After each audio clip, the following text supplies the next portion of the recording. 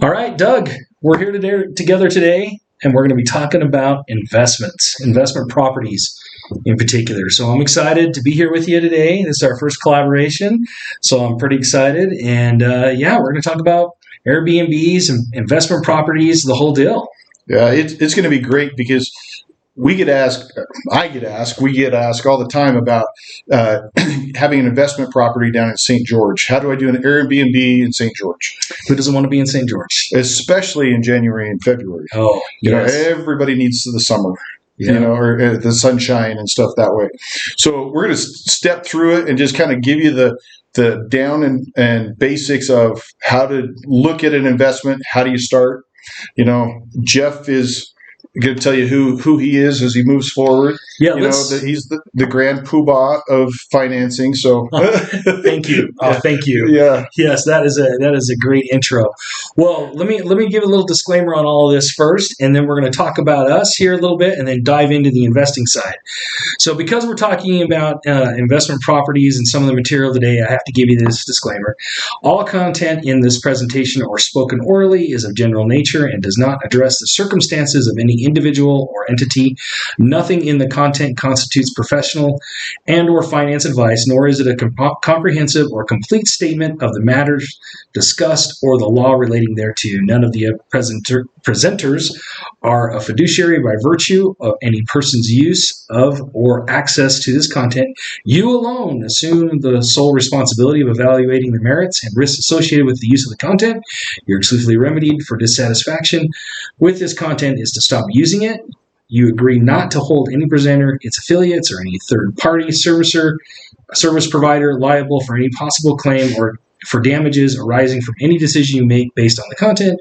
There are risks associated with investing. Loss of principal is possible. Past investment performance is not a guarantee or predictor of future investment performance. That was dry. Sorry I had to do that. But so basically what they're saying is we're not perfect. We don't know everything. Every investment is different. And so don't take one piece of information here and try to squeeze it into, don't put the round peg in a square hole. Absolutely. That was much better than what I read. So thank you. So you know what? Why UCCU? Let me back up. So I am Jeff Porter. I am with Utah Community Credit Union. We're a local credit union here in Utah County. We are now branching out, and we're going to be able to do financing nationwide. Huge deal for us. And so as part of this, we want to provide you a lot of this information and servicing, but UCCU themselves, we do any type of lending you can imagine in the residential world. In fact, you talk about brokers, how they have access to all these different programs. We have access to 100% of all those programs, plus we have our own portfolio loans. And those portfolio loans are unique from anything else that's offered in the industry that allows us to do loans that even a mortgage broker in that sense, they don't have access to it. We can do those deals. So I've been in the industry for over 25 years. I've been with UCCU now for 10 years. And I actually work as a sales manager. So I have a team of loan officers that I work with, but I also produce. So I continue to work on things. And the nice thing about working for a credit union is we just have lower fees and a healthy, like I've said, selection of products to be able to offer to our members and those people who need the mortgage help. So we're a good fit. We're a really good fit to be able to help people out. And yeah, that's the reason why to come to us. But from the real estate side of things, and that's what I am. I'm a realtor with Coldwell Banker Realty. And the nice thing with UCCU is when you get, as a realtor, when I get a pre-approval for a client, I know that is locked in and ready to go. It makes a world of difference because, the last thing you want to do is help somebody buy a house and get right down to the finance and closing part of it and then have somebody say, oh, whoops, it didn't really work. So, very much. Love working with UCCU. Can't tell you that's a great fit for almost everybody that's out there. So Wow. as a real estate professional, I've been here in the Valley for almost 23 years now. I do a lot of different things as far as in the off time. I fly fish, I've coached football, I've done a bunch of different things that way. But, to me, the best thing about real estate is I'm able to use my sales and marketing to help people. And that part of that just starts with, and maybe I'll just tell you a story about last week. So last week I had a person refer 3 different real estate agents to somebody that wanted to sell a house here in Orem. And there was that when talking to that person, out of the 3 real estate agents, one called them, one showed up for an appointment, and one got the listing. You're looking at the one They got it. But in the industry, I mean, that's what separates a lot of real estate agents is, 80% or more are part-time. And so, you need to work with somebody that's full-time, that knows what they're doing, that can help you and get to you when you need it. And that's just like Jeff. Jeff's willing to get it done when it needs done. And so that's why it makes a good team. Yeah, and we appreciate our relationship with you, Doug. And, of course, being able to communicate effectively in a timely manner with people is key to success. And I think that's what we bring to the table, 100%. Which is so fantastic. Yep. So we've got some other information that we're going to show you guys about Doug on here that tells the story of him a little bit, but I can't say enough about you, sir. So thank you. I'm glad that we're able to do this together. Yeah. So we're going to get now into the heart and the meat of this whole video, and that is talking to you guys about why invest in real estate. Money. Bam. Okay, done. That's it. That's it. Oh, that's all we have to say. That's all we need. Yeah. Yeah. No. Well, we've got this great little thing we're going to pop up on the screen here for you, but it talks about the difference between real estate, doing stocks, doing bonds, cash savings, and the difference. But there's a lot that goes into real estate that's super important. With real estate, you have that tangible asset. It's a physical asset, as opposed to like when you're in stocks, you just get the stock of the company. This is the actual physical product, and that's significant because you can always sell something that exists in reality. And that gives you that ability. It may go up and down in value just like any other investment, but you have the hard, real property that's there. Did you know from the mid 80s that real estate has appreciated 6% almost every year since 1985? That is fantastic. You can't do that in the stock market. You can't do that bonds or anything else. And like Jeff was saying, you can always sell it. Yeah, which is just a huge part of it. And when you get into real estate, especially on the investment side of things, you have some nice tax advantages. Now, we're not CPAs here, but Nope. And it depends on your individual. No, we don't want to be. But everybody's situation is going to be slightly different. But you do have the ability to write off the interest on that. You get to write off the taxes on an investment property. And this is different than the way it writes off on your personal residence, because it's an investment property, it shows up as a separate asset on your Schedule E or through your LLC, and then it deducts these items. So you get the true benefit of that tax advantage, which is nice. We talk about stable rent revenues that you get in from real estate property, and this kind of goes along with having this tangible asset. But what we're saying in regard to this is that you've got a property, and whether it's going up and down in value, which we've seen some down parts of properties going down in value, but overall, I mean, you're always climbing, right? But when you get into rents, what do rents do? Rents have always gone up. And, you can't tell me a time when they've gone down. People always complain about buying a house and trying to find the right one. Try to rent one. try to find a rental right now. Yeah, rents. They're Rentals go hard. fast. Yeah. And why is that?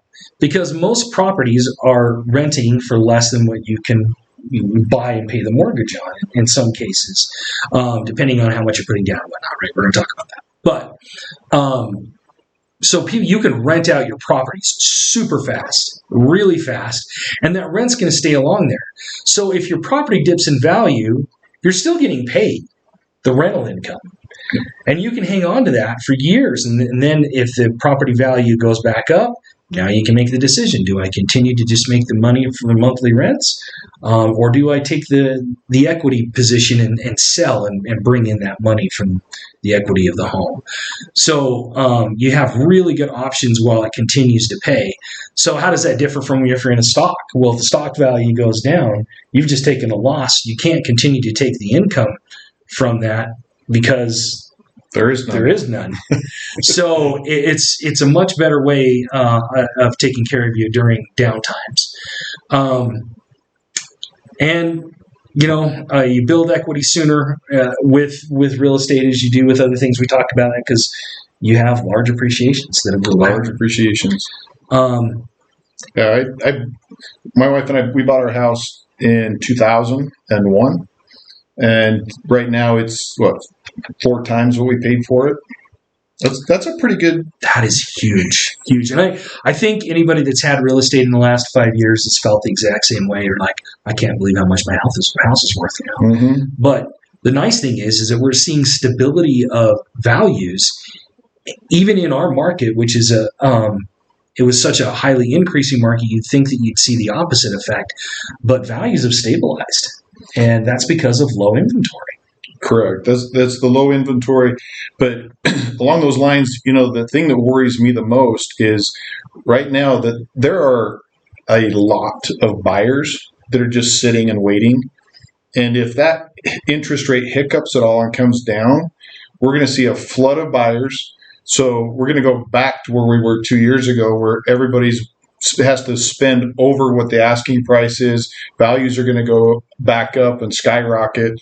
So bottom line is, if you're thinking about getting in the market, get in now before those hiccups happen. Well, we're already seeing the interest rates come down. So from a month ago, we've seen the rates come down about 1.25%.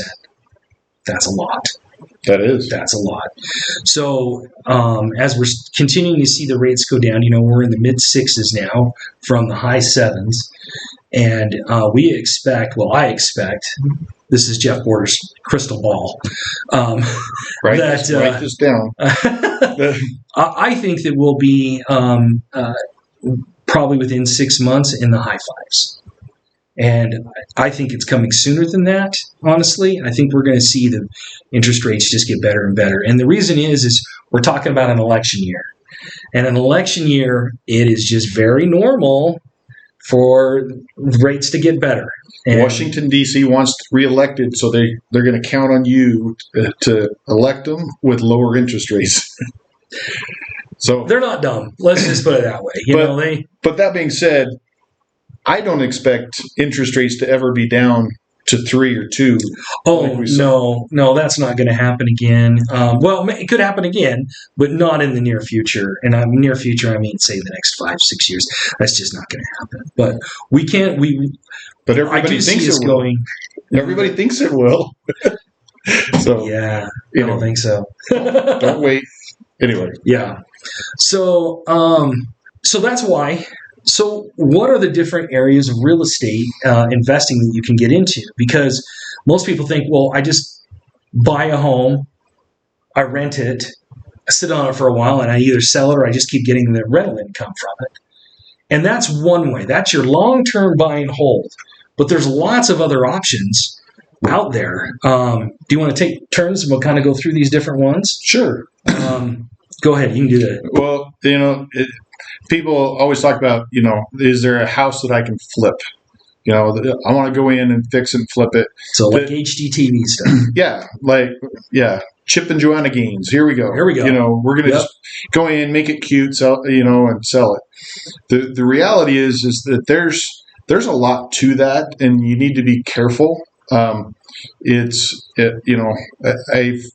helped guys buy properties that way and that have gone in and done it. Sometimes everything goes real smooth, but very rarely do you see something where you can go in and maybe repaint and be done, because you just never know what's under the dirt. You don't know what's behind the wall. You don't know all that kind of stuff. So yeah. I think you have to have a really good team. You have to do your I say it as underwriting. You have to do your due diligence and underwriting on this property beforehand, and that encompasses a lot of different things. If you don't really know a lot about fixing up properties yourself, and you have a good contractor that can walk through a property with you and understand what needs to be done, what the potential costs are going to be involved, and how that's going to affect the value going forward. What kind of value you can get out of this home at the end, and from that determine if it's a good investment. A lot of people will say that you want to see a 25% increase on the value of the property to make it worthwhile, and I think that's a pretty good number to go off of. But I was helping a gentleman look at one here just the other day. You buy it, it's a 5-bedroom, 1-bath on almost an acre, and they wanted $100,000 for it. Well, it was in rough shape. So, but even if you went in and spend $100,000 to redo everything, then you could, sell it for high twos, maybe $300,000. So maybe you make $80,000 to $100,000 on it. That's a good return. That's a great return, until you realize that it's in the middle of nowhere. Oh, so very hard to sell. Very hard to sell. So there's all kinds of components. It's not just the fixed part of it. It's not the putting lipstick on it. There's all kinds of things that go into the fix and flip. Yeah, there is. You definitely want a good team supporting you behind that. That starts with a good loan officer, a good real estate agent, and a good contractor, I think. Yeah.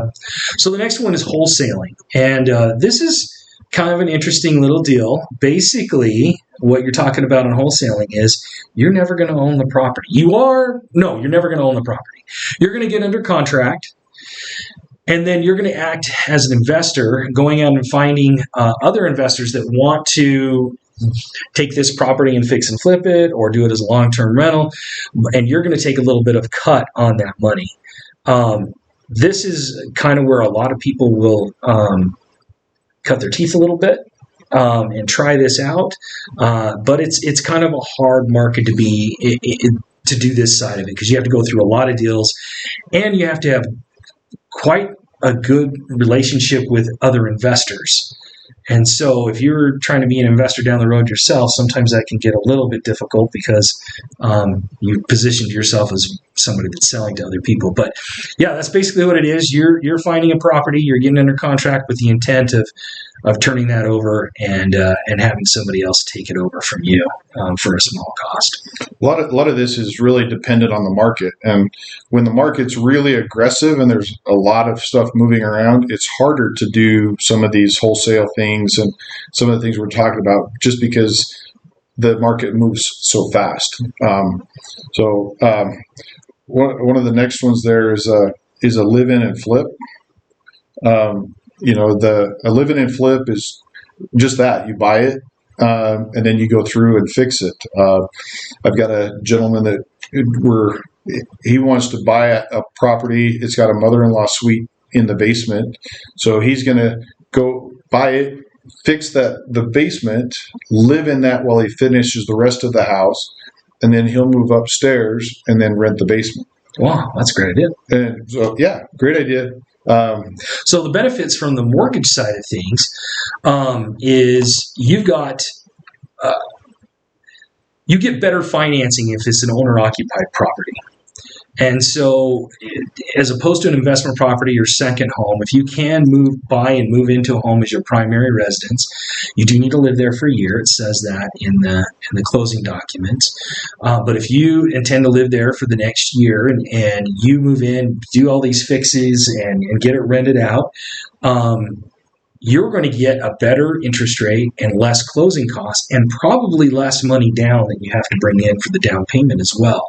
So it's a win-win for you if you can make that work. And so kind of part of one of these strategies that I talk to a lot of clients about is getting into, their first property as a pretty, like a non-expensive property, like a condo. Typically condos, you're going to talk about low threes, right? And so they live there for a couple of years as their primary residence. Maybe they fix it up or whatnot. And then they go to buy the next property, but they hang on to that one and rent it out. And we can take 75% of those rents to offset the payment of that property you're leaving to help you qualify for your next home. And so a lot of times this just enables somebody to qualify, be able to get into that next house, and now they can repeat this program every couple of years. And by repeating this, you can build up a portfolio of investment properties. And as an investor, being able to have a condo or townhome takes the yard out of the equation. Oh, absolutely. Because typically you'll have an HOA, so they're taking care of the yard, the snow removal, the trash, different things that way. And so you don't have to. And then they also maintain the outside of the structure.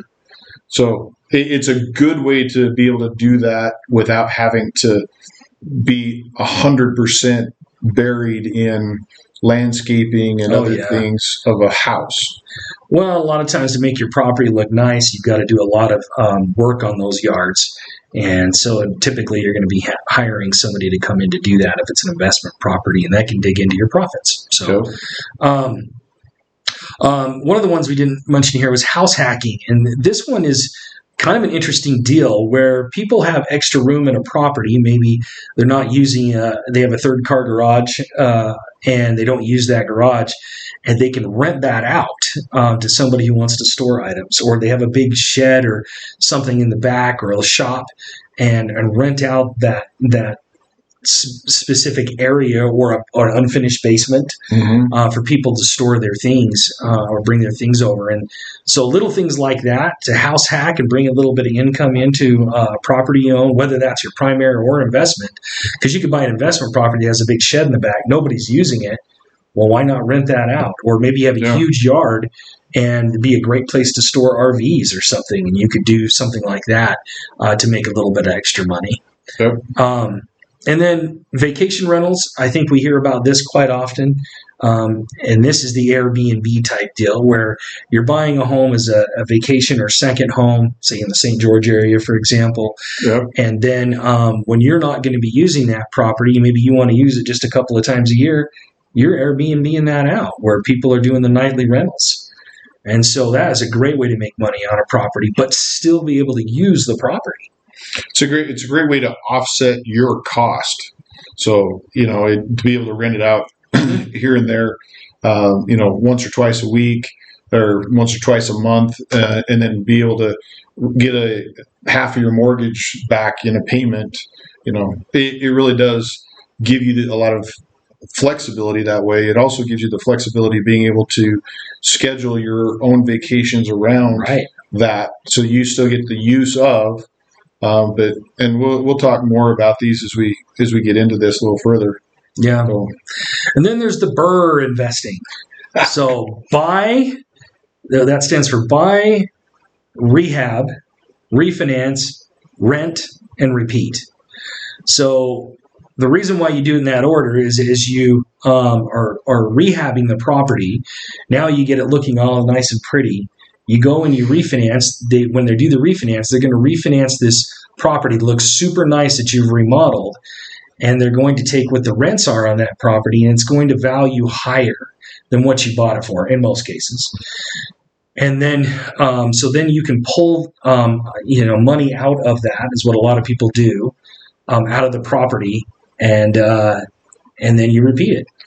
So that's a great investment strategy. Can get complicated, and it's definitely, you got to do your homework up front and make sure you've got the right type of property. You know how much it's going to cost to rehab that property, and you know what the rents are going to look like afterwards. So it's just a good strategy if you take your time on each one. Sure. Short-term buy and holds. So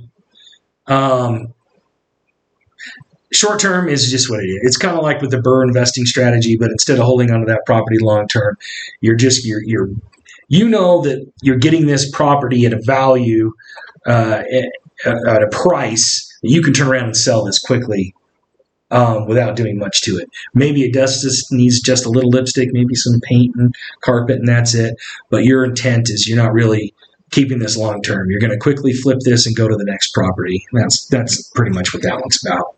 One of the ones we see starting to introduce back into the market, it was back in the mid 2000s, 2008, 9, 10. It was a little more prevalent, but it's starting to come back in. We're starting to see some seller finance. Oh yeah, that's a big deal right now. Yeah. So, and the seller finance is just that. It's an agreement that goes between the buyer and the seller holds the note, and you pay the seller. It almost like a rent-ish kind of a thing. So the seller becomes the bank. Correct. Yeah. And with that, typically your seller, your seller finance. Well, I won't speak in generality, so we'll just leave that, because I was going to say typically the seller finances are they're harder to deal with, and so there's a reason why they're selling them direct that way. Could be, yeah. Whether it's just a unique property, whether it's a log cabin in the mountains or whatever, but there are fantastic deals to be had if you can find that right seller finance. Yeah. And so why would people want to do seller financing? Just a real general term, more than getting their own financing? Well, a lot of times sellers nowadays will give you a better interest rate than what you can get in the regular conventional market. And so maybe they bought this home a few years ago and they got their interest rate now is at 3%. They're willing to give you a 5.5% or 6%, well, say 5.5% rate. And what you would get is 6.5% or 7% on your interest rate. Well, it's saving you money. They're making more money between that arbitrage between the 3 and the 5.5%, and everybody wins. So why wouldn't everybody just do seller financing? Well, they usually require you to come in with quite a bit more money down. And typically, if you're selling, you're using the finances that you get from the sale of the property to buy your next. Right. And so that's why they're a little further in between. But like I said, we're starting to see more of them as they come through. Yeah. So what's the difference between seller financing and lease options to buy? And I think this is a good question that a lot of people don't understand. Well, a seller financing, you do become the owner on title. Like you were listed at the county records as an owner to title on this property. But a lease option to buy means that you're not. You're renting that property with the option to purchase it later. So the current owner of the property remains the owner of the property, and they're just giving this option down the road. But sometimes people use that as well. A lot of times people use that because maybe their credit scores aren't so great right now, and they're trying to improve their credit, and the seller's giving them 3 or 4 years to fix their credit or something, and then they can buy the property at that point. The one thing you need to be careful with on something like a lease option to buy or even seller financing is whatever money you put down on that property is usually non-refundable. Right. So if you have an agreement with them that you're going to buy the property, for example, in 3 years and you don't get your credit fixed, well, you gave that money for the down payment to the seller, and they get to keep that forever. Yeah. So, and then joint ventures, that's the last one. This is kind of something a little bit new, but a lot of people are going in with groups of people to buy a property. And so instead of having to go and just buy the property on your own, where it's just you by yourself taking all the risk, maybe you have a bunch of people that are going in jointly together and coming in with their portion of the down payment and splitting the risk. Yeah, and you hear that with like investor groups is another term for that, but you see that in a lot of like vacation areas like Park City and stuff, where they'll go in and they'll buy or build a unit altogether, right? And then they'll just rent it back. There's 100 townhomes that are in the Payson area that an investor group came in and built, and they just rented them. So they're all rented. There's nothing for sale. So anyway, Yeah. Joint ventures and groups are good. Just you get a lot more experience in there, and if you're new to it, having somebody that really knows what they're doing really can help you. Great. Well, we're going to move on to the next subject. When we talked a little bit about maybe the first way to do this is to buy a condo, because then that way you have an HOA that takes care of things. I don't know about you, but the last thing I want to do is have a renter calling me at midnight saying their 2-year-old flushed the teddy bear down the toilet. That'd be the worst. And is now clogged. Well, so you've got to get up in the middle of the night, you've got to go fix it, or you have to call somebody to go fix it. One of the best things that you can do, especially as you move forward with investing, is to get a good property management team in there. Jeff talked about that a little bit earlier, but having that good management team, they'll help you, take care of the tenants. They'll help you, fill the rentals. They'll, help you clean things if need be. There's a renter. I've got a house that had a management company working it, and the guy decided to sell it. Well, they actually came in and took the carpet out of one of the bedrooms because they had pets in there. Oh no! And so they thought that wasn't right. So they've replaced the carpet, even though he's not working with them anymore and he's selling the property. To me, that's a great property management company that's going to take care of you all the way through. Yeah, absolutely. And you can't say enough about property management companies, especially as you grow your portfolio. You may be in the first deal or two. If you have just a couple of rentals, maybe it's not that big a deal. But the further away you are from that property makes a big difference too. So, for example, if you live up here in Utah County, where we're doing this video from, and you buy in the St. George area, that's pretty tough to run, 3.5 hours down to 3 hours down to St. George. I guess it depends on who's driving, right? Right. And so, it's good to have somebody there locally who can help jump in, take care of these things. And, the biggest thing for me as an investor is when you are looking to get a new renter in there, for a property management company to vet out that new 100% renter is a big deal, and handling the lease. And here's the biggest one. I'll let you know, this is the biggest one the property management companies can take care of for you. They will negotiate and work to increase the rents when it's time to increase rents. And if you have the right property management company, they will just automatically take care of these things, have the tenant sign the new lease agreements, and that way you're not missing out on rents. And I will tell you, the one thing that investors do that don't have property management companies working for them is they allow their renters to go years without increasing their rents. And so that's a big task, I think. And to have that property management negotiating, those increases, that keeps you and allows you to be the good guy. Mm-hmm. Yep. Still, they're the bad guy. Whereas, like Jeff was saying, if you're doing it on your own, you want to be the good guy. And so you just leave the rents there. And at that point, it truly feels like a passive income that's coming in, that you put all this money and you took the risk to take this, to buy this property. And now it's just on automatic, it's just running. It's on autopilot. And that is a wonderful feeling.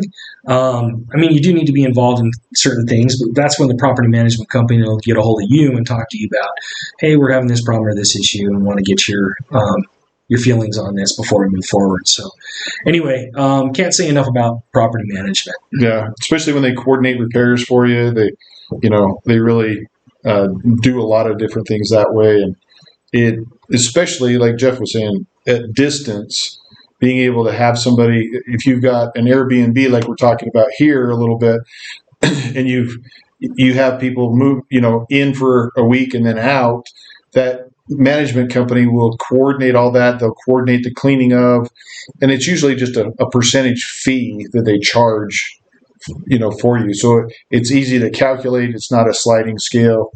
So it really is a huge benefit to you as an investor.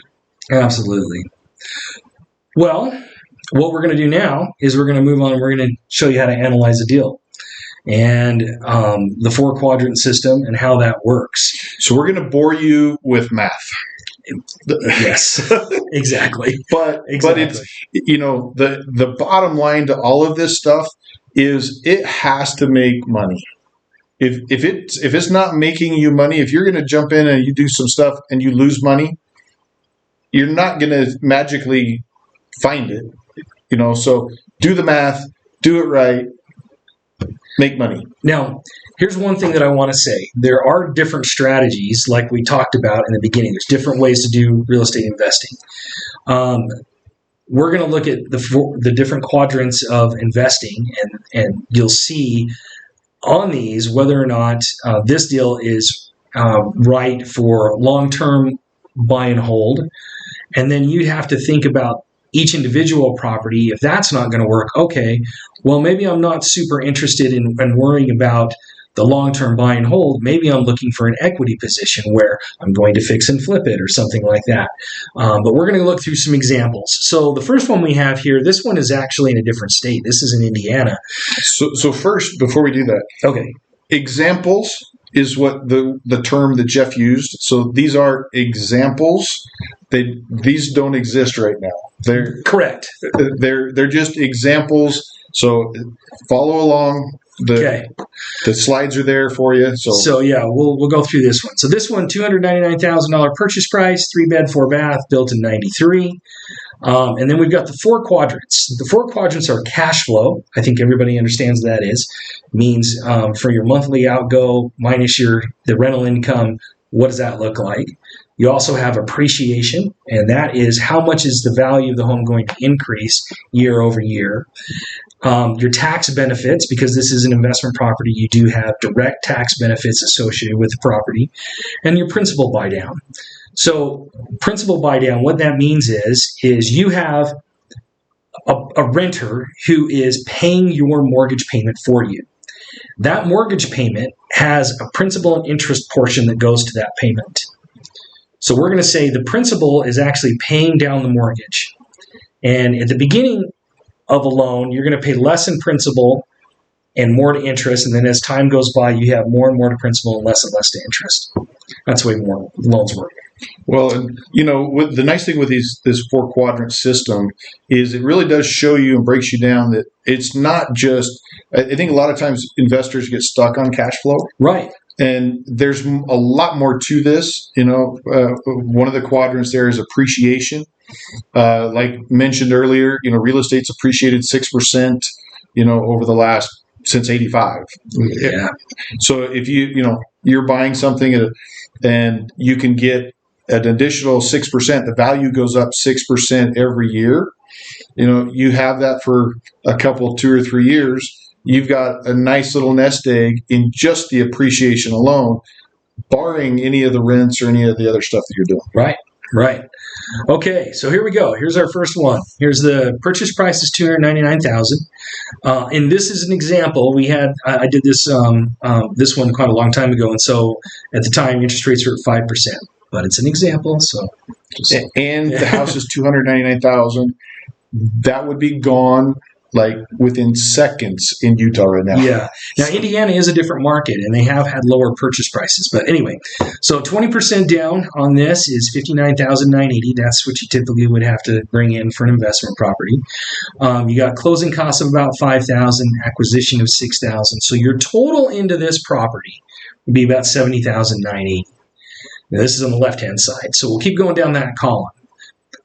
On the purchase or the loan amount, you're going to have interest of $999, principal of $288.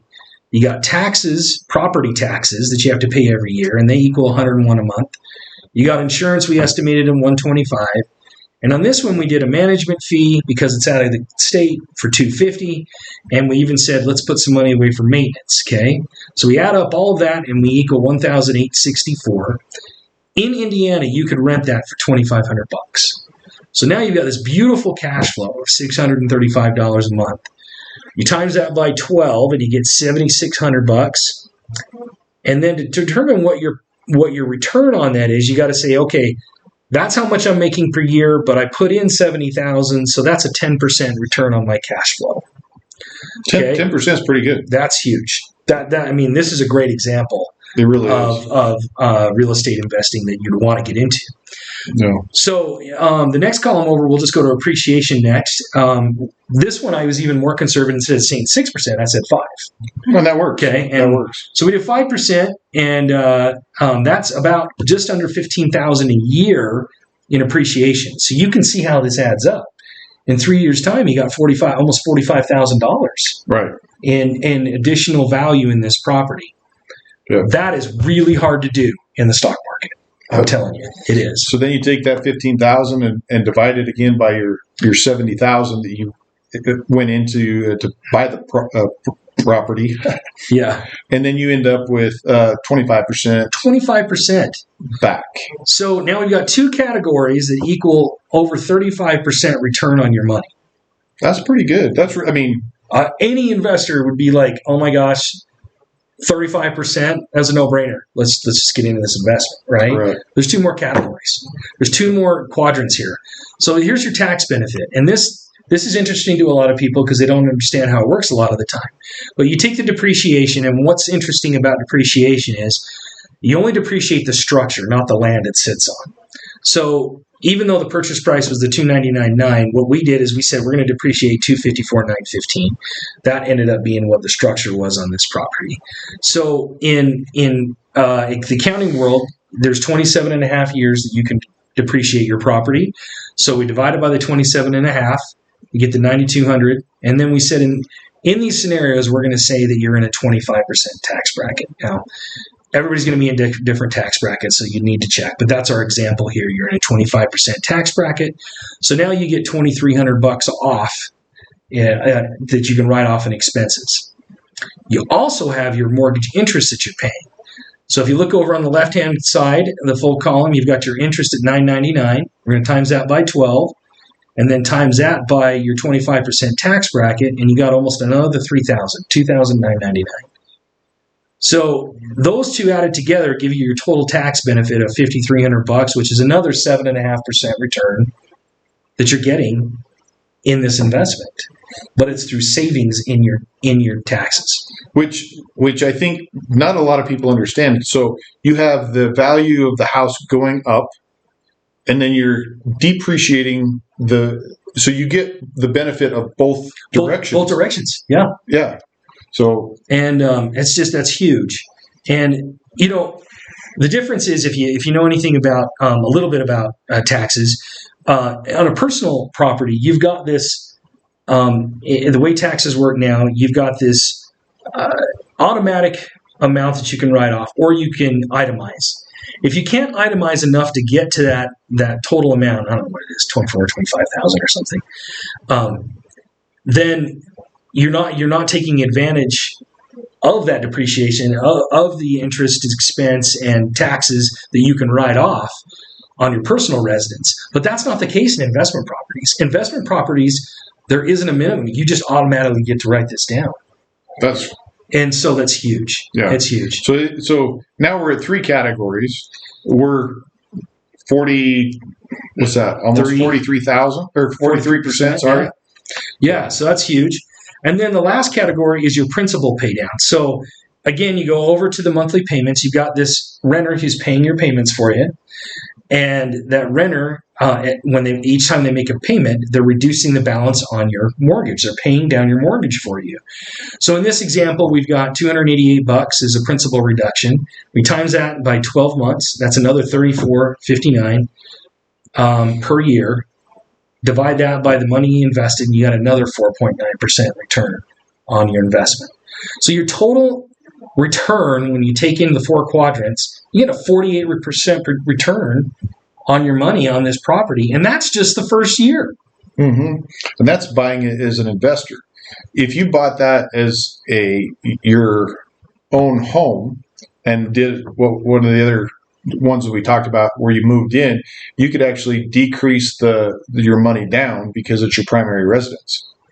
Oh, right, yeah. And then you go in, flip it, whatever, and then so I mean, there's advantages to both things if you're in that category. Right, and what we're trying to show here is going back to one of our initial things, why invest in real estate? Well, the returns are bigger than you think, and it's a very, very solid investment. And a lot of people don't take into account some of these other categories. So let's do another one. Here's another one in Indiana. We'll go through this one quickly. You got a $289,900. You can see the picture of this. It's a nice little property, right? This case, I'm going to skip down the bottom here. We invested $68,978. We got total payments with everything of just under $1,800, $1,789. Cash flow has given us a 7% return. Appreciation is 21% on this one. We got our tax benefits that give us another almost 7.5%, and then you got your principal pay down another 4.8, so another 40% return. One of the things that I think a lot of people miss when they start talking about investing out of state is the fact that you're going to have to go and fly out there. You're going to have to, so there's travel involved, there's hotels involved. There's more expenses than just the nuts and bolts that we're talking about here, which, you don't, not by doing it somewhere close, even like St. George, where you've got 3 hours down and back or down, you're able to not have those expenses. Absolutely. And, one of the things that I think is really important is being able to keep an eye on your property sometimes. Property management is very a good thing that can help you with that, but going and checking in on it occasionally is pretty important. I do love the vacation model idea because now you're going to go in there and stay there once or twice a year and make sure that everything looks okay and it's running good. But we've got a couple of Utah examples. Here's one of my original ones. You can see this is a nice little property. This one's obviously more, $489,000. And again, we're going to skip through this kind of fast, but this one you had to invest a little bit more, $102,800, because you had a larger purchase price. And you can see that the payments are quite a bit more, $2,465. We can rent it for $2,500, so we've got a very small cash flow return on this one. But the other categories are huge, and one of the things we were taking into account when we were originally looking at this was the fact that the appreciation here in Utah was jumping up so fast. On that appreciation, and especially in a townhome like this, here years ago, I helped a couple get into one of the first banks of townhomes in a new subdivision. They got in somewhere 280, 290 range. As that subdivision grew out and built out, prices kept going up and up and up and up. So they didn't do anything, but within 2 years, those same townhomes were selling for right close to $400,000. Oh my gosh, what a great deal for the first people involved. Yeah, right? So they got a whole lot better than 6% or appreciation. So there are some other advantages tied to that real estate wise too. Yeah, and that's an important thing. I think a lot of people don't realize that. But if you ever do hear about a new project going in and you hear, okay, there's going to be 4 phases or 6 phases or 8 phases, getting into that first phase or two can almost guarantee you automatic appreciation in your property. Right. Yep. So on this one, tax benefit of 8% and a principal down payment of a little bit more, 5.49%, as opposed to the other ones that were in the 4s. So you end up with a higher total return on this guy of 61%, even though you're not getting as much cash flow. Yeah, because it's all in the appreciation. So it's in the appreciation of the property. So plus it's local, so you can see it, put your eyes on it. You're not traveling to it. You've got access to the management company and everything right here. Right. So yeah, just a fantastic investment. And I think a lot of people would look at this and go, I don't know, just not getting the cash flow I'd like to on this property.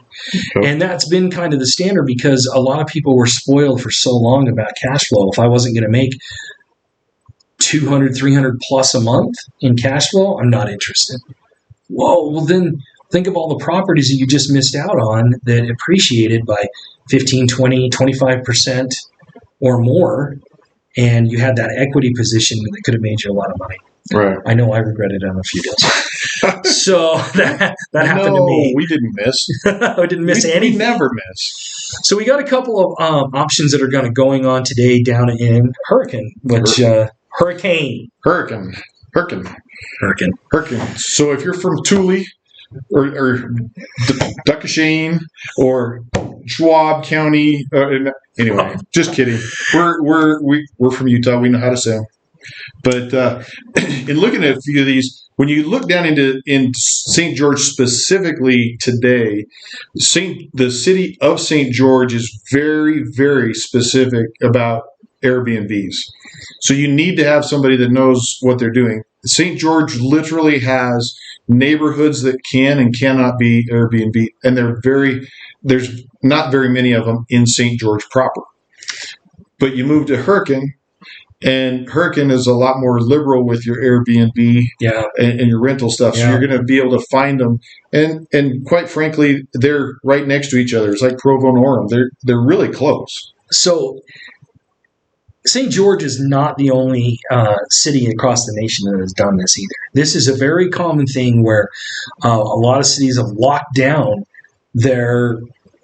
what they're going to allow in Airbnbs. And so you have to know the neighborhoods, you have to know the areas, and you have to have the right help to make sure that you know what you're looking at. So anyway, we've got a couple of properties, and these will be interesting, I think, for everybody to look at. You see this nice little property down there. You can see the Desert Scape. Nice new modern kind of a style and look to it. And I've been through properties like this. This is a gorgeous little property. It is. I love it. And having a garage down there is pretty important for your parked car. Pretty important. And as far as a investment, it's built in 2022, so it's brand new. So you're not going to have structural issues. No. You're hopefully the driveway's not going to sink on you. You know, it really is a good way to go with a new property. Yeah, definitely. So on this one, got a $425,000 purchase price. This one we jumped up the interest rate to 7.5%. We wanted to show more realistic what's going on. You still got your 20% down. You got your closing costs, and you're going to have cash invest in this one about $91,000. So on this one, we didn't do property maintenance fee. We didn't do our property management company fee and a maintenance fee because you can get to it, right? That's we're kind of looking at it that way. So you got your total payment of $2,694, just a little under $2,700. But the rents on this are going to be about $2,500. So you're going to be short a couple $100. And that translates just under $2,400 a year, $2,329. And so you're getting negative cash flow on this one. You're not getting the cash flow on this. But we want to talk about the other categories and say, okay, let's realistically look at this. What is this? How is this helping or hurting me? Right. And so we'll go through it. You got your appreciation on, I just did 5% a year. So that's going to give you a 23% return. You got your tax benefits. Again, you're getting huge tax benefits on this, 10.7%. Yeah, big. And that's much bigger than the other ones if you go back and look at it. And then your principal return, 3.6% return on your fund. So you've got, even with a small negative cash flow on this, you still get a 34% return on your investment. So this is a big deal. Now, at a couple $100 a month, when they're paying down $271 a month towards your principal each and every month, is this really a loss? I don't think it is. It's almost a wash that way, right? Yeah. But then you have the appreciation and the depreciation going up and down. It really does add in. And then from a investment, I mean, typically, if you're holding it for 3, 4, 5 years, having something new like this is going to make it a lot easier to sell 3 years down the road than if you bought grandma's house that was built in the 1900s, and you tried to fix it to be able to flip it and sell it. Something like this is going to be a lot faster and easier to sell. Well, yeah, you talk about, what do people really want? Do they want the older home that can potentially have issues, or do they want the brand new home that's maybe a few years old that they know it's got quite a bit of life left in it before it's going to start to have any problems? Yeah, they want the newer home. It's like, I always relate this to buying a car. Do you want to buy the car that was built back in 2000, or do you want 2016, 17, 18, or 2020? Yeah, and there are things for everybody. Mm-hmm. I mean, I did have a lady. She actually offered to pay me more if I could find her a house with a ghost in it. No way. Absolutely, that's true. That's true. That is hilarious. So I mean, everybody has their thing, but from an investment standpoint, like we're talking about, the newer side of things is better. A ghost. What the heck? That is the craziest thing I've ever heard. Well, in this one, I think this is a good example of an equity play, though. You might have to be coming in with a little bit extra money per month, but the overall look at this is a fantastic investment. And maybe you only hold on to it 3, 4, 5 years, but at that time, you're going to be able to turn around and at just a 5% return on the appreciation. Oh my gosh, you're going to probably make in 5 years $100,000. Yeah, on this property. So. And the St. George market is doing nothing but growing. Oh, it's growing like crazy. Yeah. And I guess that's an important thing to point out. Absolutely. It is. It's location, location, location. You want to make sure you're working with your team and they can tell you that this is an area that is growing. This is an area that has a lot of potential for growth. And you know what? Your team knows a lot. They're going to probably find out, hey, you probably didn't know this, but XYZ company is moving in. Maybe Google, Facebook is something has got a new huge location that's going in this area, and it's going to bring all these jobs, which is going to create demand, which is going to make values go up. Well, I was talking to a developer the other day. He's gotten approval for 700 homes down there. That's a lot of homes. That's a lot of homes, but so knowing that that's coming, knowing where that is, how that's going to impact important things. Mm-hmm. Very much so. All right, we're going to look at another one. So here's another one down in the Hurricane area. Now this is a big one, $906,000. Okay. Yeah, this is the big one. This is the family reunion Airbnb condo townhome. Now, if you don't know about the St. George area, it is the sports. Winter sports capital. Winter sports capital. And what we mean by that is they're not doing winter sports. We mean that all the baseball teams, soccer teams, lacrosse, I don't know, what else is there? Any outdoor sport, they have all these facilities down there, and they host tournaments for all of these competitive teams to come down. So these competitive teams, where do they want to stay? Do they want to stay in a hotel? No. They don't. They want to stay together, and so they'll rent these bigger properties and split the cost between the parents, and it ends up saving them a ton. And so they've got this cool little spot to go into. So this one's $906,000. We did another 7.5%. 20% down is a lot more. Closing costs are more, right? And maybe this is one of these joint venture properties where you're going into and buying with multiple investors. Correct. Right? Yeah. You're splitting that risk on the property. Yeah, and as we go through and look at the cash flow, this one you can rent for $3,800, $3,900, but you're going to end up with a negative cash flow if you rent it by the month. This may be one of those that if you Airbnb, you can get more by actually renting it, 2-3 times a month versus renting it for the whole month. Right. And so we showed the worst case scenario on this cash flow scenario. And we're saying if you rented this to a family that just was doing a month-to-month rental with you or lease, you're going to be probably seeing an 11% loss in cash flow. But the Airbnb money can be really good. Yeah. And so there wasn't any data for us to be able to pull and show you that exactly. But we wanted to show you this because we wanted to say, take a look at if we can. Okay. My family's done this. and we went down for 3 days, and it was $2,000 for 3 days. Okay. It was great for the family.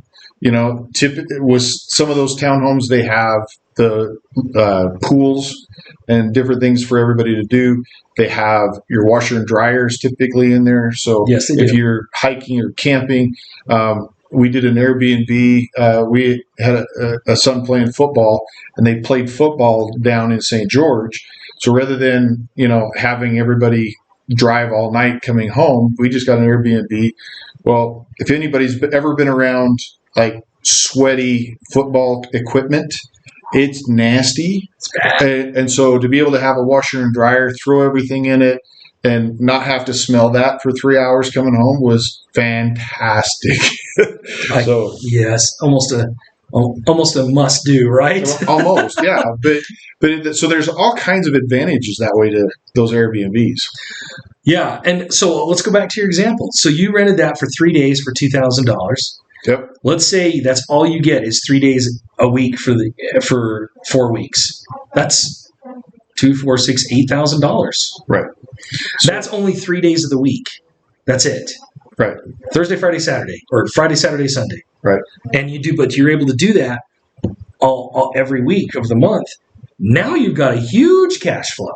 Huge cash. Or you do it 2 weeks, and then you've got your payment covered pretty close, or 3. Right. So yeah, and that's probably the better example. Let's be ultra conservative and say, yeah, you only do you miss a week of that or whatever. Now you're covering the total costs in the whole deal. Right. And even if you're taking the small loss on this, you think about it, hey, I'm still going to use this as my vacation spot for my own personal, house. And let's say, there's a cost, instead of you having to pay your own Airbnb and for you to go and rent somewhere else and those costs involved in there, you're saving that every single time you go down. Right. I don't know if you've ever gone down for the St. George Marathon. Have you ever tried to find a house? You can't. No, you can't. You can't. You can't find a hotel room or a house. Like, it is just packed down there. It's done. Yeah. My wife and I go down every year for the Parade of Homes in St. George. Oh, yeah, that'd be fun. Same thing. You can't find anything in St. George. So the last 2 years, she and I have ended up in Cedar City and driving down. Yeah. Oh my gosh. Wow. So anyway. Wow. So this is a more complicated one, I feel like, right? Because we're saying on just a straight out, you're taking the easy route, and you want to just rent this to a family month to month for $3,900. Well, you're definitely playing the value of the appreciation game with this property, where you get the depreciation on one side, appreciation on the other, and you're looking for the long-term play on that and how much that's going to make you in a short period of time. So again, maybe you hang on to this property for 5 years, and you take your losses during that time, but you're gaining so much equity, and then you sell the home. Mm-hmm. But in the smart way of doing this, you're doing this as the vacation rental. You're making the money. You're covering that monthly amount minimum, and maybe you're breaking even or making a little bit on the cash flow. Some months maybe you're killing it on the cash flow, but then you're still getting the increased value on the property. Right. And you're going to see this property in 5 years from now probably worth 1.2. Yeah, 1.2. Yeah. So now you just made $300,000. You can turn around and sell this. I guarantee you can sell it. Yep. Right? And especially if you have a good history of those nightly rentals on the property. So that's huge. Well, and every one of them is a little different. I've got a gentleman right now that he's got one at Sand Hollow. That's a cool place. We're selling it. I mean, fantastic golf course. Yeah. You've got the resort, you've got the water, you've got the red sand for your 4-wheelers and stuff that way. Sand Hollow is phenomenal. But with the one thing he's doing, and we haven't really talked about that, but he's selling his fully furnished.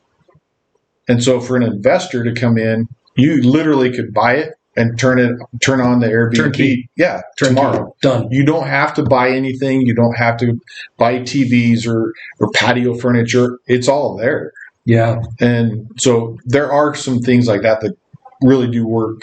That's a good buy. It's a great buy. Yeah. So, well, so a lot of people at this stage, we're gonna kind of switch. We look through some deals, and then people will say, well, okay, what are some of my options to get into these? You're talking about, 100,000, 70,000, 400,000, or excuse me, 200,000 down. 400,000. Well, that'd be a big property. That was yours.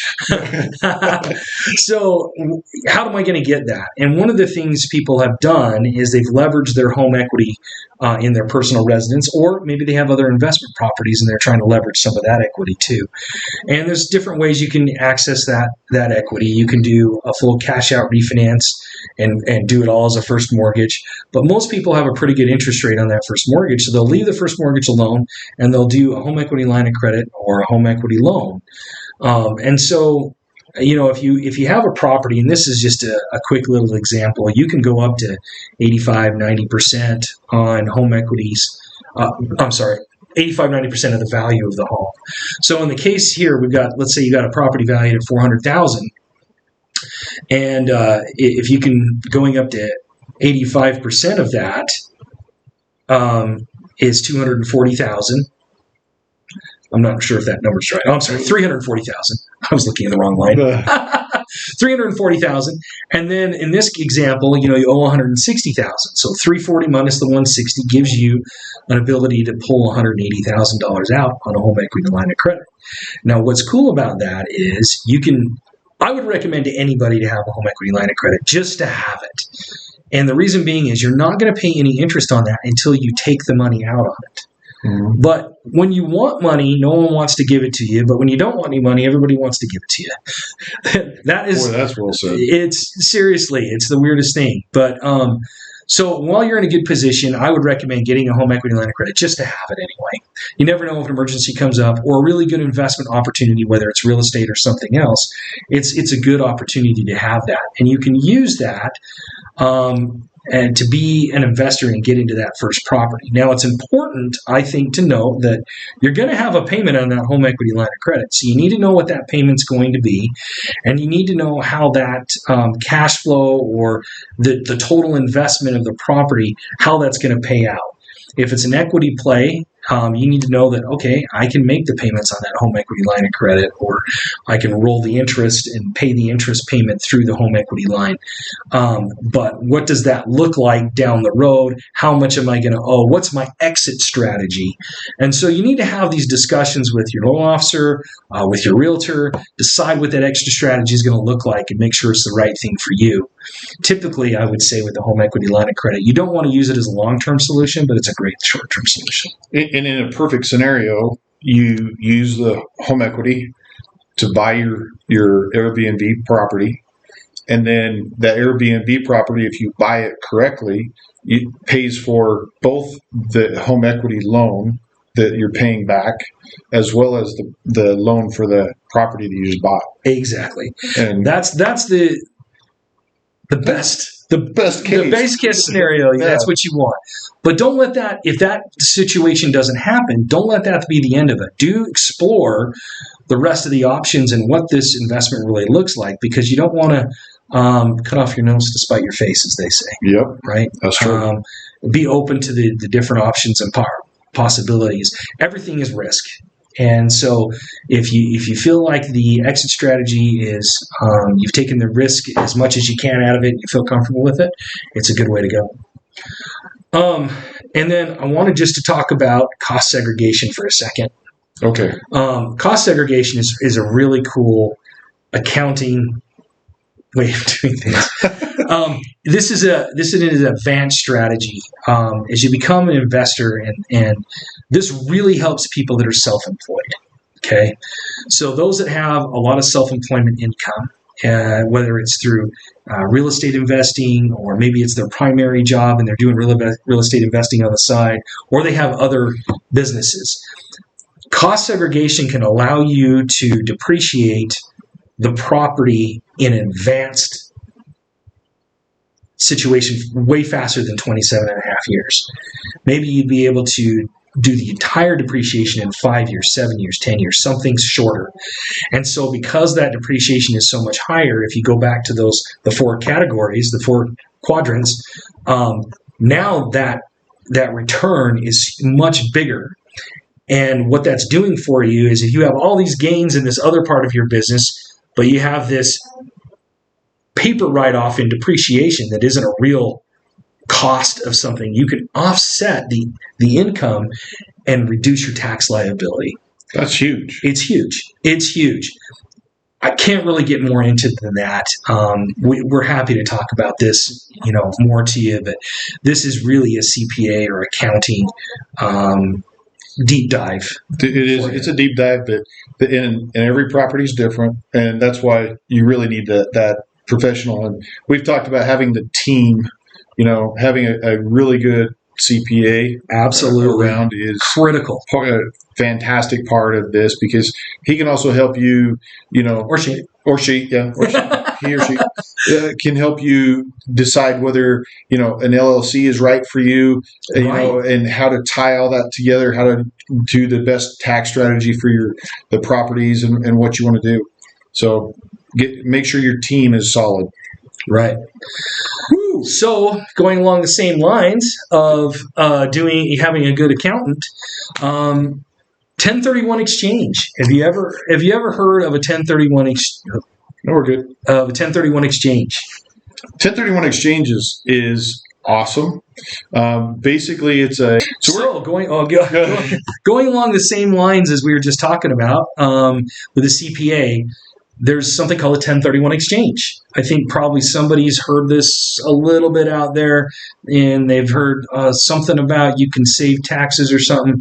So I'm going to let you talk here a little bit. What's a 1031 exchange? 1031 exchange is one of those programs that I think really help the people that understand the real estate and have become wealthy there stay wealthy or continue to. So a 1031 exchange in a quick nutshell is you sell property, you take the monies that you've got from that property, and you can buy, and you have to buy like for like property, and then it minimizes the taxes on the sale of the first property. I have a gentleman that I do a lot of stuff with. He's out of the C word. We won't the C word that has water attached to it. That's west. Anyway, he's from the C word. And he's got properties down there, and he was telling me that if he just sold his properties, that the state of C would end up taking like upwards of 60 to 65% of the profit of the sale of that. Holy cow. Because he's moved out of state. Oh my gosh. And so in order to avoid that, he's done 1031 exchanges to where he's sold properties in C-Town and then moved them over here and has bought rentals and used the money that way. So it is a very good strategy to help keep your money in your pocket and not paying taxes. So when you sell an investment, whether that's real estate, stock, anything, you have what's called capital gains. And so capital gains are what you have to pay on your taxes is income. So you'll have this the difference between what you purchased it for and what you sold it for, and then that you have to go and pay capital gains on depending on your tax bracket. And so you're talking probably 30%-ish. And you imagine losing 30% of all that money. That can be a big chunk, right? On $100,000, that's $30,000. Yep. So if you can take that whole $100,000 and reinvest it into something else, now you're not losing the $30,000. You're putting more into that next property and just pushing it all forward. And you can continually do this over and over and over and avoid that capital gains. Yeah. So with a 1031 exchange, what they require you to do is you have to identify not purchase, but identify within 45 days properties that you want to purchase. Within 45 days of the sale of the home. Yeah. So you sell the home, you've got 45 days, and then you have 180 days in order to finalize the purchase. Is that 180 days from the sale? From the sale. From the sale. Yeah. Got it.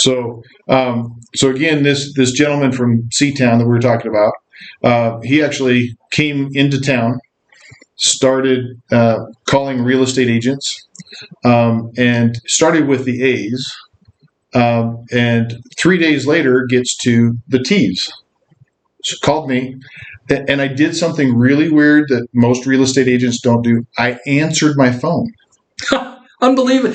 People don't answer their phone? No. Oh my gosh. Anyway, answered my phone.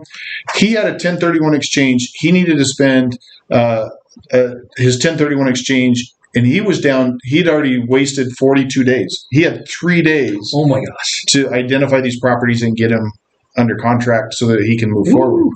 So I helped him buy 3 houses in 3 days, all with the 1031 exchange. It was awesome.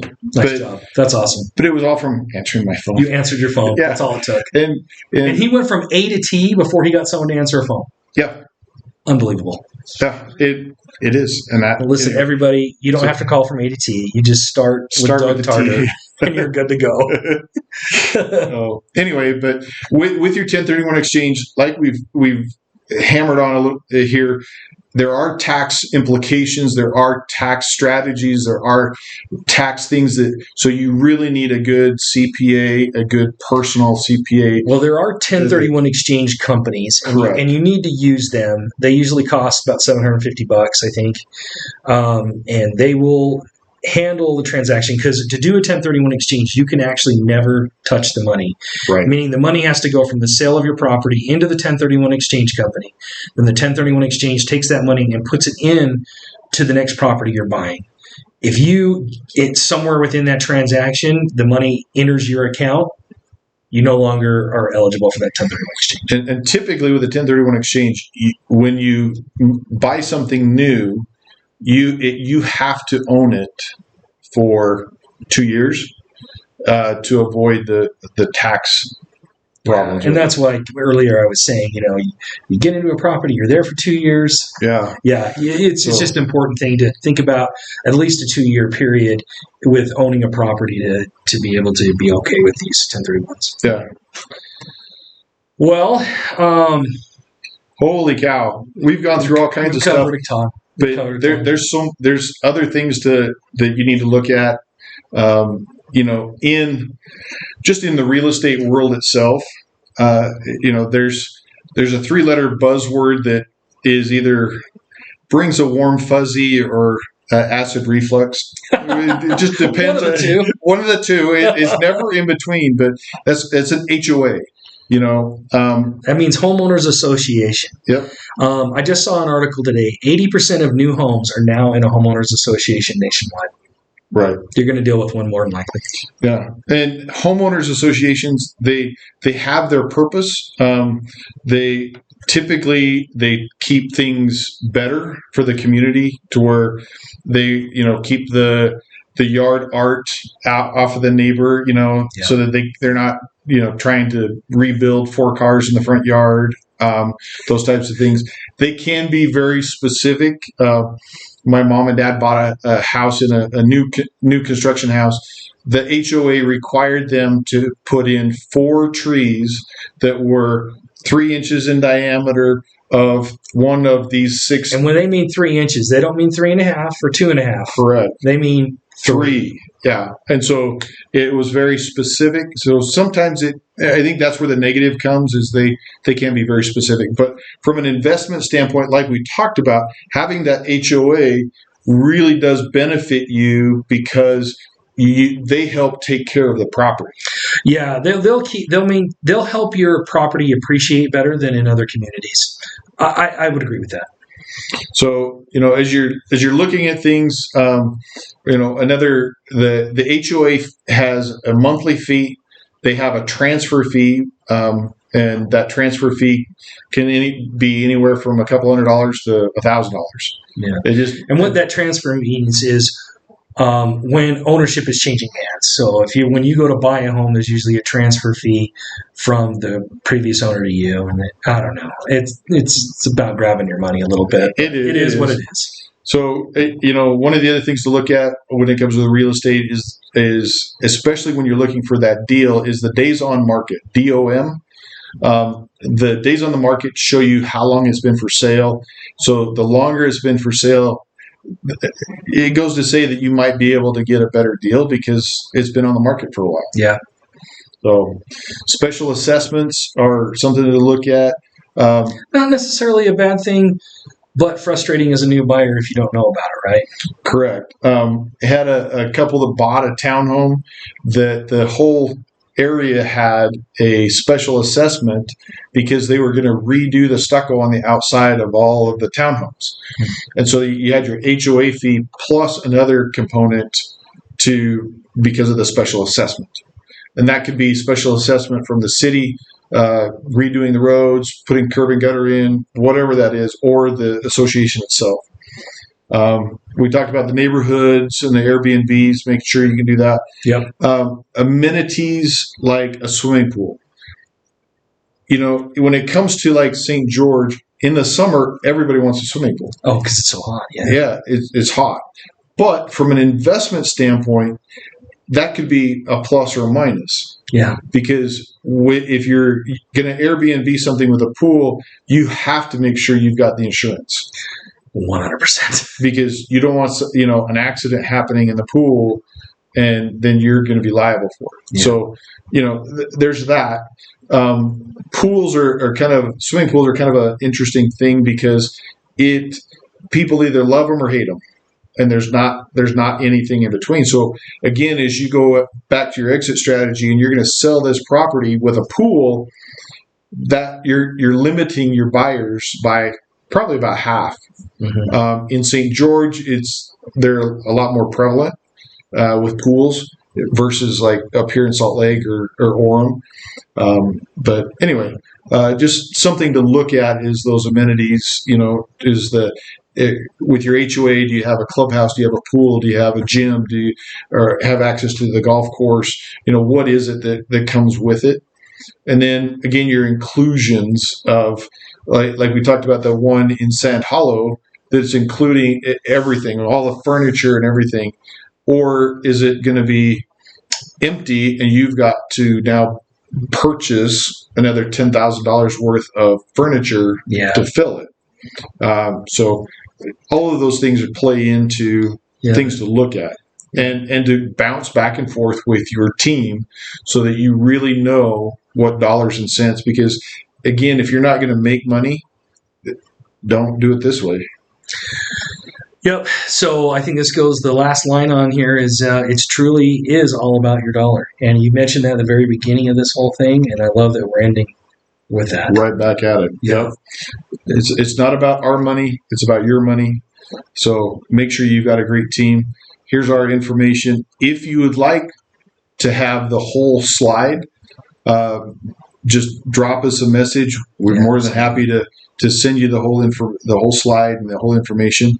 But again, if you need assistance with home equity loans, with the purchase of, UCCU and Jeff are the people that you need to go to. If you need the real estate side of things, happy to help however we can, especially when you're diagnosing the what, the where, and that location. Well, and Doug, you're such a great resource on that. And, I think that the vacation property area down there in St. George, it's intimidating to people and in that market. And so knowing that you've got somebody who understands that market and what's going to work and what's not going to work is huge. So feel free to use this. We'd love to be able to help you in taking this journey and taking the next steps. And, or even just to answer questions. Right. And that's what we're here for. Helping you, holding your hand and helping you understand and negotiating and taking all the next steps necessary to make that reality of becoming an investor happen. So use this, reach out to us. We're here for you.